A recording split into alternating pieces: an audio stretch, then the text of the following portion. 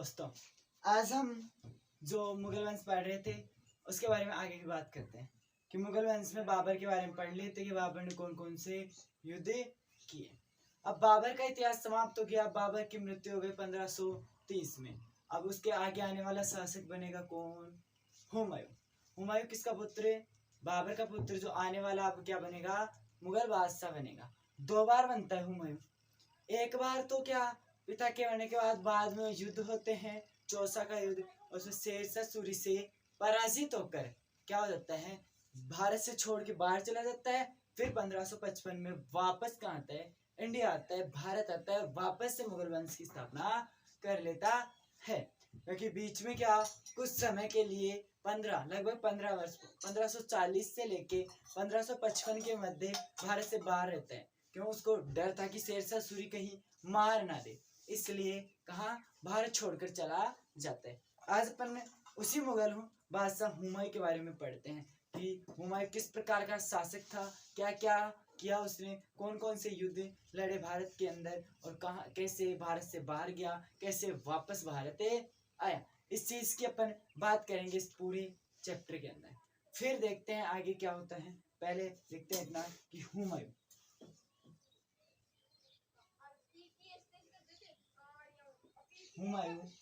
1530 से लेके 1540, फिर आता है 1555 से 1556,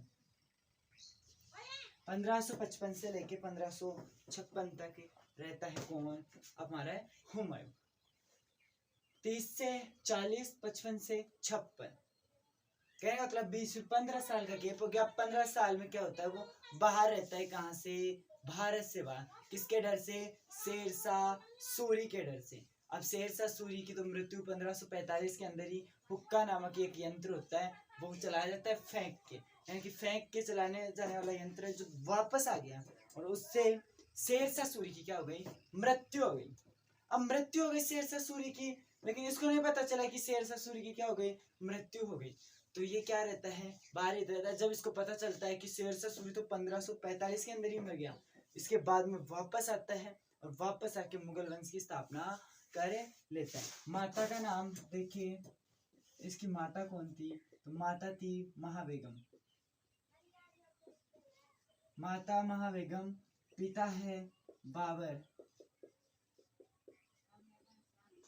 माता महाबेगम, पिता है बाबर, और जन्म होता है इनका 6 मार्च 1508 को। जन्म होता है 6 मार्च 1508 को। किसका? हुमायूं का। हो गया, माता हो गई, पिता हो गए, और जन्म हो गया किसका? हुमायूं का। एक आता है इनका पूरा नाम, ये तो क्या छोटा शॉर्ट नाम पढ़ते अपन। इसके अलावा एक आता है इनका पूरा नाम। पूरा नाम का अर्थ होता है इनका नसरुद्दीन मोहम्मद हुमायूं।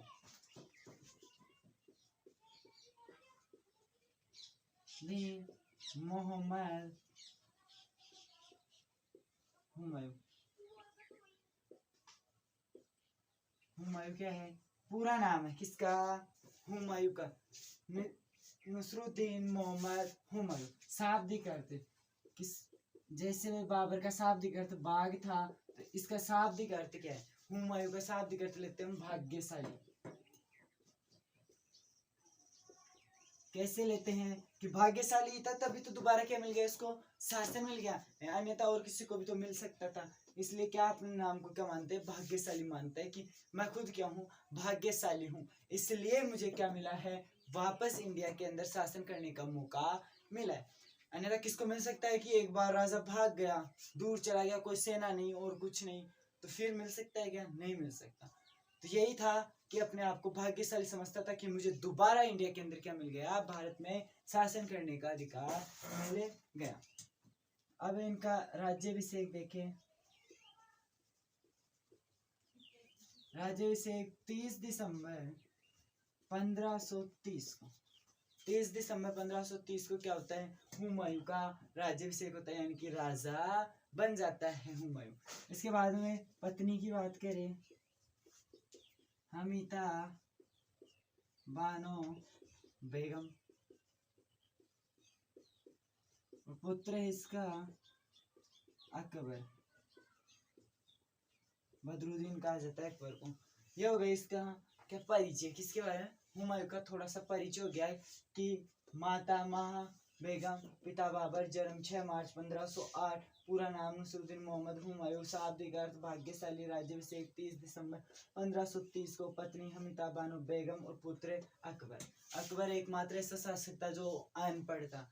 अनपढ़ रहने का कारण यह है कि बाहर चला गया था। बाहर जाने के बाद क्या होता है कि शासन होता है कि लगभग 1542 के अंदर इसके बच्चा होता है। तब तक ये भारत से बाहर था, फिर भारत के बाहर जंगलों में भटकता रहता है, तो इस कारण अकबर की क्या नहीं हो सकी थी, शिक्षा नहीं हो सकी।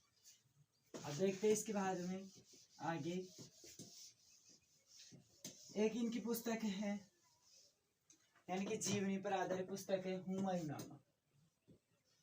हुमायूंनामा पुस्तक है। अब नामा ये खुद के जैसे अकबरनामा, अकबर खुद लिखा था कि अकबरनामा में अकबर की विजय के बारे में, अकबर किस प्रकार भारत आता है, किस प्रकार से वहां अधिकार करता है, ये सारी बात लिखी हुई थी किसमें, बाबरनामा में। और बाबर ने खुद लिखी थी पुस्तक, अपनी खुद की जीवनी, बायोग्राफी होती है, तो वही जीवनी कहलाती है। तो हुमायूंनामा, हुमायूं की बायोग्राफी लिखी इसकी बहन ने, बहन, और बहन का नाम है गुलबदन बेगम, गुलबदन बेगम। ये क्या लिखती है, हुमायूंनामा लिखती है, जिसमें हुमायूं के जीवन का वर्णन करती है, हुमायूं के बारे में बताती है। इसकी खास बहन थी गुलबदन बेगम जो खुद हुमायूंनामा लिखती है। अब बात करें हुमायूं के द्वारा लड़े गए प्रमुख युद्ध, हुमायूं के द्वारा लड़े गए प्रमुख युद्धों की, प्रमुख युद्ध। तो पहले नंबर की बात करें तो पहला युद्ध लड़ा इन्होंने कालिंजर का युद्ध, कालिंजर का युद्ध। सबसे पहले ये युद्ध कौन सा लड़ते हैं, कालिंजर का युद्ध लड़ते हैं कौन, हुमायूं। और कब, 1531।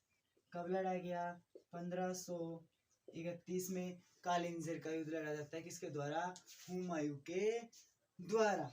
और स्थान है कालिंजर है कहाँ, तो कालिंजर हमारे मध्य प्रदेश में। कालिंजर कौन से क्षेत्र में आता है, मध्य प्रदेश में आता है। और रुद्र प्रताप देव, यानी कि किसके मध्य लड़ा गया, एक तरफ तो हुमायूं है और एक तरफ कौन है, रुद्र प्रताप देव। रुद्र प्रताप देव और हुमायूं के मध्य क्या लड़ा जाता है, का युद्ध, और विजय हो जाती है किसकी, हुमायूं की। पहला युद्ध हो गया किसका, हुमायूं का, कालिंजर का युद्ध। कब है, 1531 में। स्थान कालिंजर पड़ता कहाँ है, मध्य प्रदेश में है। हुमायूं और रुद्र प्रताप देव के मध्य होता है और विजय हो जाती है किसकी, हुमायूं की। अब इसके बाद हम दूसरा युद्ध की बात करते हैं, दूसरा युद्ध की बात करते हैं, दोहरिया का युद्ध या दोहरिया का युद्ध। ये युद्ध होता है 1532 के अंदर।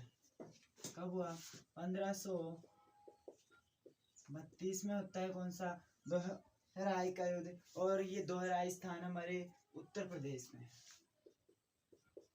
स्थान कहाँ है, उत्तर प्रदेश में।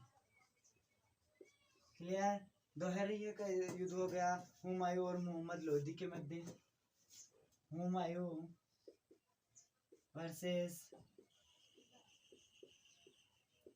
लोधी के मध्य। विजय किसकी हुई, हुमायूं की। हो गया दो युद्ध। पहला कालिंजर का युद्ध 1531 में होता है। दोहराई का युद्ध कब हुआ, 1532 में। स्थान कहाँ पर है, दोहराई उत्तर प्रदेश में। और किस किस के मध्य होता है, हुमायूं और मोहम्मद लोधी के मध्य होता है। विजय किसकी होती है, हुमायूं की हो जाती है। अब बात करें आगे, और आगे का युद्ध सबसे फेमस युद्ध होगा, बहुत इंपॉर्टेंट युद्ध है, चौसा का युद्ध। तीसरा युद्ध लड़ा इसने अपने जीवन काल में, चौसा का युद्ध।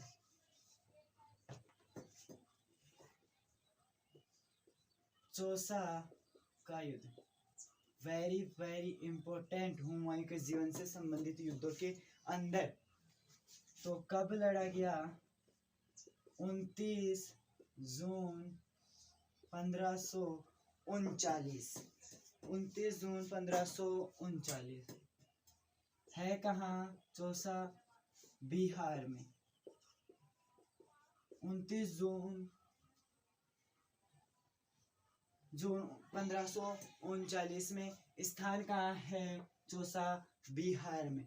होता किस किस के मध्य है? हुमायूं वर्सेस शेरशाह सूरी। शेरशाह सूरी, हुमायूं और शेरशाह सूरी के मध्य क्या होता है? चौसा का युद्ध होता है और इसमें विजय किसकी हो जाती है? इस युद्ध के बाद क्या होता है वो देखो।